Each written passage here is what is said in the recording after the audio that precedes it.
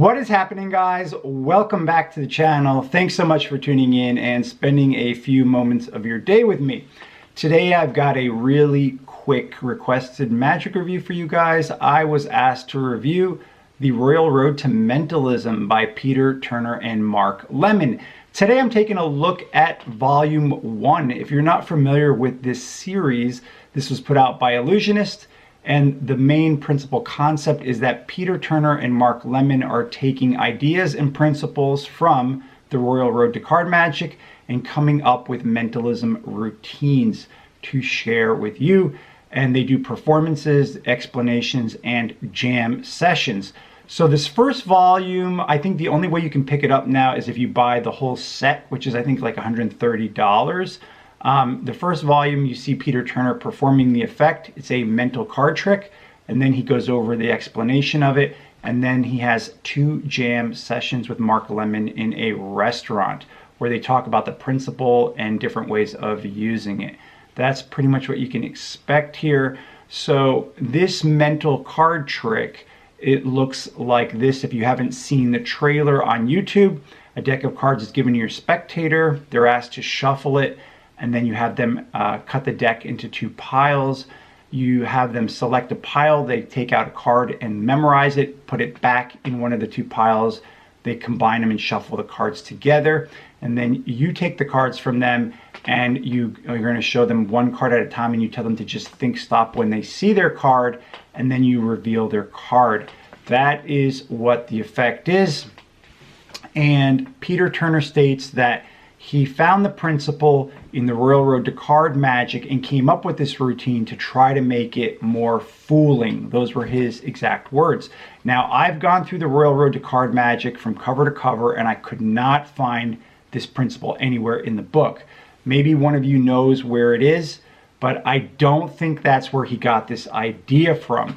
In fact, I don't think that this is even his routine. And the reason is because he states that he took the principle from The Royal Road to Card Magic, and he took some other ideas from some other books from Animan and came up with this routine. But the truth of the matter is that it's not his routine. It's actually published in a totally different book by Animan. Now I'm going to read you a quote that comes directly from the video from Peter Turner himself, and then I'm going to talk to you about where you can find this effect. So Peter Turner states, "I took some principles that were later on in Royal Road to Card Magic. I read a presentational hook that was in Card Miracles and Mental Mysteries by Burling Hall, added my own twists, turns, and a couple of subtleties, and here we are today."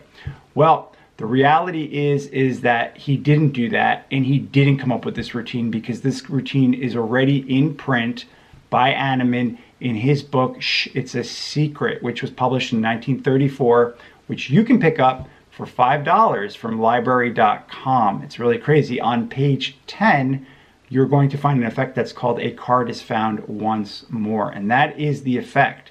That is the trick that Peter Turner is teaching you here. Now, the book that he is referring to from Burling Hall, it was a book that Burling Hall, he basically took 2 of Animan's books and put them together.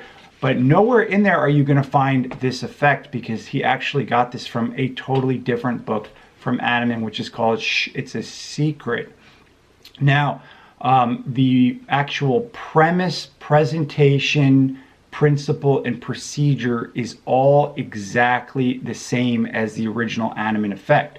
And you can check it out yourself if you don't believe me. The only difference is that Peter Turner has only made a very slight modification to the procedure, where in the original version, Animan would have the spectator cut the deck in half. He would tell the spectator, I'm going to turn my back and I want you to take a card out from either packet, look at it, memorize it, and put it in the other packet.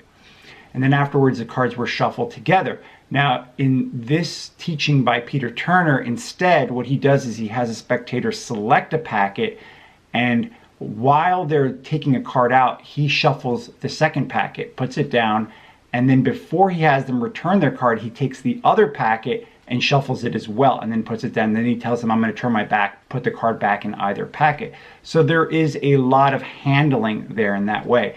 Now, it was funny to hear Peter Turner try to take credit for the procedure to hide the principle. It's just hilarious because when you read the original source material, you will see how Annemann came up with this procedure to hide the principle. That's exactly the whole purpose of the effect. And Peter Turner tries to take credit for something that he didn't come up with himself at all. In fact, I mean, this is a direct lift because he's taking somebody else's published effect, teaching it to you and charging you money for it. It's just insane. It's crazy. I'm really surprised that these people thought that no one was going to notice this. I mean, it's really crazy. Now, if you don't want to pick up It's a Secret by Annemann, which I said you can get for $5, you probably have a book sitting at home that has this effect, A Card is Found Once More, in it. If you have the Encyclopedia of Card Tricks, then you probably have this sitting at home on your bookshelf. I know a lot of people have the paperback Dover edition of that book, so you can just check it out in that book if you want to take a look at it. Now, I don't want to give any kind of rating for this first volume because the truth of the matter is that I can't rate something that doesn't belong to Peter Turner. It doesn't belong to him. It's not his effect. It really isn't. And he really hasn't added anything to it. If anything, he's made the procedure just look even more suspicious by having to touch each of the packets and shuffle them before the spectator returns their card. The original version, or the version, it's so much better. So I would just say skip this completely and just stick with the original material. Now, in terms of the jam sessions, there's 2 jam sessions, and I think it's like about an hour long. Peter Turner and Mark Lemon, they go over different ideas of how you can use this principle. They talk about using blank cardstock, doing drawings. One thing that I thought was useful was they talk about how to mark blank cards, and they talk about a pen you can buy like on Amazon to help you mark blank cards. I thought that that was really useful, but not worth picking this up. If you are interested, just send me a message. I'll tell you what that is. It's definitely not worth paying money just to know that simple, silly idea. But the rest of the jam session really was a lot of tangents.